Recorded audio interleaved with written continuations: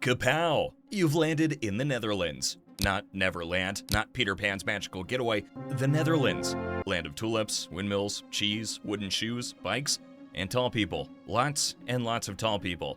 Seriously, they're the tallest in the world. And bikes? They've got more bikes than people. Let that sink in. More bikes than people. It's like a two-wheeled invasion that's taken over the country. Alright, let's rewind. Back we go. Imagine you're a piece of land chilling out in Northern Europe, some 2,800 years back. Life's good, right? Suddenly, bam! Then, about 750 years later, these folks called Romans crash your party. Salve, we're Romans. We love building roads, they say. And just like that, you're dotted with Roman forts and settlements.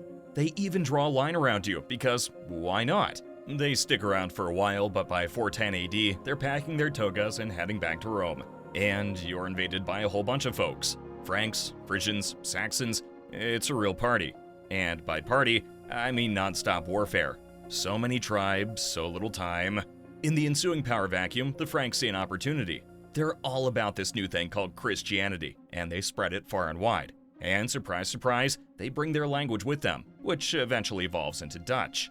The Vikings, on the other hand, are less about spreading the good word and more about pillaging and plundering. They sail in on their longboats in the 9th century, but like all uninvited guests, they eventually leave. So now you're heading into the Middle Ages. You're a patchwork of counties, duchies, and bishoprics with no real central power.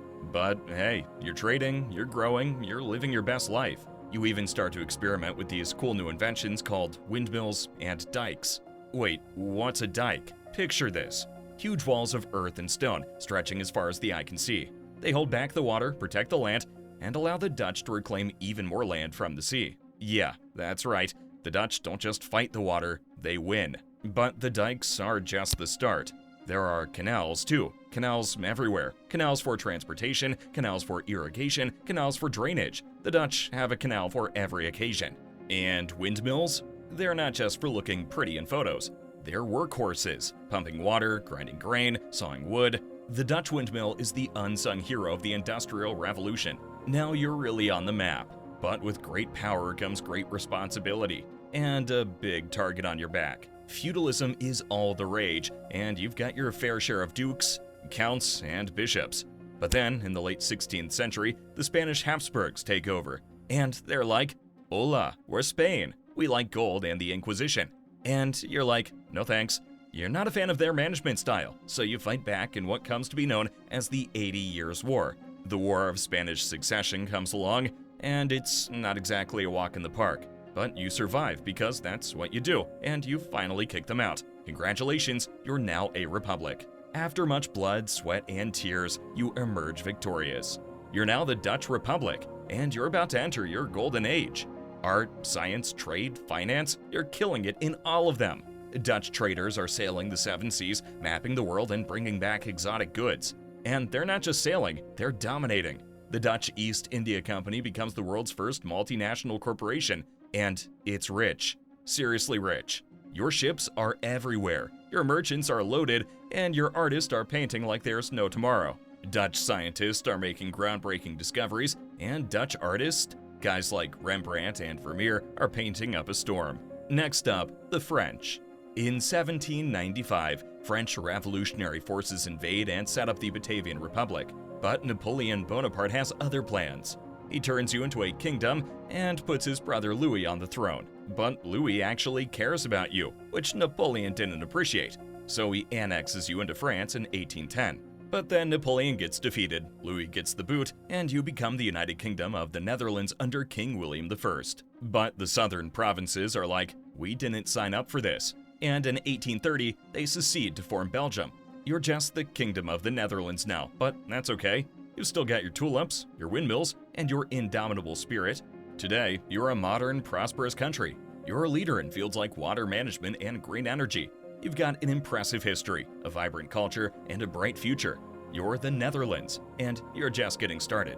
But hey, what's that over there? Is it a bird? Is it a plane? No, it's just a giant inflatable tulip floating in the canal. Because in the Netherlands, even the tulips know how to have a good time. You're now in the Dutch Golden Age, remember? You're sailing the high seas, trading goods, and raking in the guilders. And you've got some serious brain power too.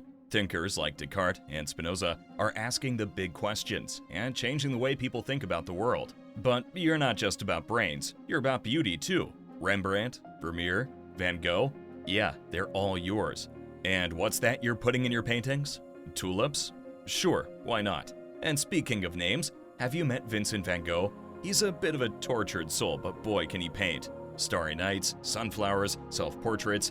The man is a genius. You start trading tulips and prices go so high you could buy a house with a single bulb. But then the bubble bursts and you're left with a bunch of overpriced flowers. Oh well, they still look nice in the paintings. You're not just about tulips and trade. You're also about water. Lots and lots of water. You see, around 26% of you is below sea level. In fact, some places are up to 6.7 meters below sea level. It's like two giraffes standing on top of each other. So without dikes, a huge part of you would be underwater. But thanks to these engineering marvels, you've managed to reclaim land from the sea and turn it into prosperous cities, fertile farmland, and beautiful nature reserves. And you're building like there's no tomorrow. Amsterdam's canal ring, that was you. There's the matter of the floods. Your low-lying land makes you prone to flooding, and over the centuries, you've had to get creative to keep your feet dry. Windmills to pump out the water, dikes to keep the sea at bay. You've become a master of water management. In fact, you've reclaimed so much land from the sea, they've started calling you the Low Countries. Low Countries, high spirits, am I right? Fast forward to the 19th century.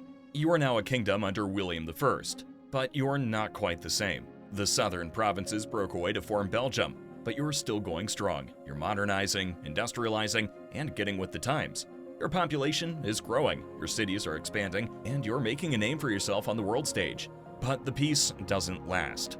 World War II comes around, and the Germans are knocking on your door. They invade, they occupy, and they do their best to break you. But you're stronger than they thought. You resist, you endure, you survive. And when the war is finally over, you emerge stronger and more determined than ever. Anne Frank, a young Jewish girl, hides from the Nazis in an attic in Amsterdam. She writes a diary that will touch the hearts of millions. After the war, you pick up the pieces and rebuild. You become a founding member of NATO and the EU and develop a prosperous, modern economy. You lead the way in fields like water management and renewable energy and become known for your progressive social policies. Speaking of never giving up, remember Queen Wilhelmina? During World War II, she refused to surrender to the Nazis and led the Dutch government in exile from London. She broadcasted inspirational messages to the Dutch people, urging them to keep resisting the occupation. She was a beacon of hope in a time of darkness, a symbol of Dutch courage and determination. And then, when the war was over and the Netherlands was free again, she returned home to a country that had been devastated by the war. But instead of despairing, the Dutch rolled up their sleeves and got to work. They rebuilt their cities, their economy, and their society. They planted tulips in the ruins. They built windmills on the ashes. They painted masterpieces in the rubble.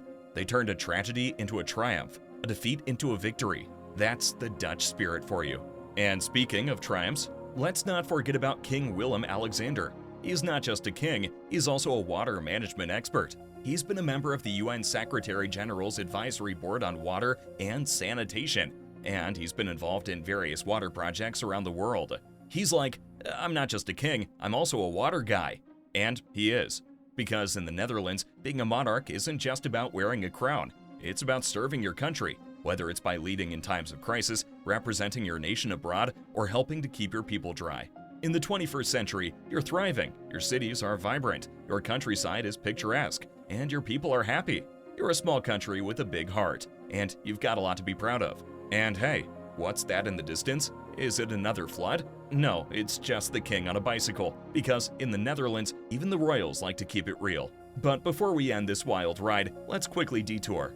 Remember those dikes and windmills I mentioned earlier? Well, they're not just for show. The Dutch have been battling the sea for centuries, and they've become pretty good at it.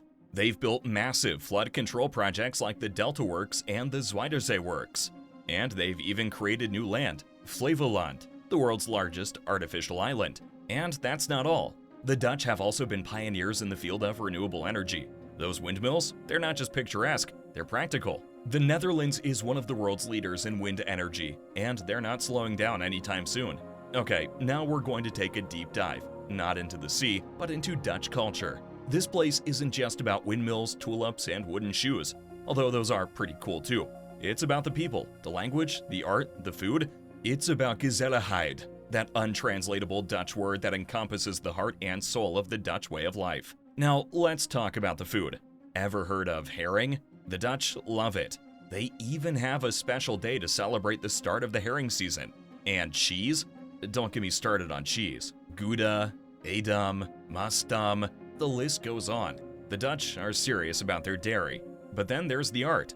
We've already mentioned the greats like Rembrandt and Van Gogh, but there's so much more. The Dutch have a long and rich artistic tradition that continues to this day. Museums like the Rijksmuseum in Amsterdam and the Mauritshuis in The Hague house some of the world's most famous works of art. But the Netherlands isn't just about tradition, it's about innovation too. This is a country that's always looking forward, always pushing the boundaries. Dutch designers and architects are known for their creativity and ingenuity, and Dutch companies are at the forefront of technology and innovation. And then there's Dutch entertainment, from famous DJs like Martin Garrix, Tiesto, and Armin van Buuren, to iconic events like King's Day and the Amsterdam Dance Event. The Dutch know how to have a good time. And let's not forget about sports. The Dutch are passionate about football. That's soccer for you Americans, and they've produced some of the world's best players, like Johan Cruyff, Dennis Bergkamp, Ruud Gullit, Marco van Basten, and many more. They're also pretty handy on a bicycle, and they've dominated at speed skating in the Winter Olympics. And let's not forget the Formula One superstar Max Verstappen. And hey, did I mention that the Dutch are some of the tallest people in the world? They're also some of the happiest, with high levels of life satisfaction and well-being. So there you have it, a quick and quirky guide to the Netherlands, land of windmills, tulips, and much, much more. But don't take my word for it, come see for yourself. Who knows, you might even bump into the king on his bicycle. But remember to bring your raincoat, because when it rains, it pours. And just when you think you've finally got a handle on Dutch history, a gust of wind sweeps in, blows your mind with the fact so mind-bogglingly Dutch you can't even. And hey, is that a cheese rolling down the dike? Whoosh! Did you see that? It was a flying wooden shoe. Wait, what's that sound? Oh, it's just a Dutchman riding a bike while eating a stroopwafel and wearing orange. Totally normal.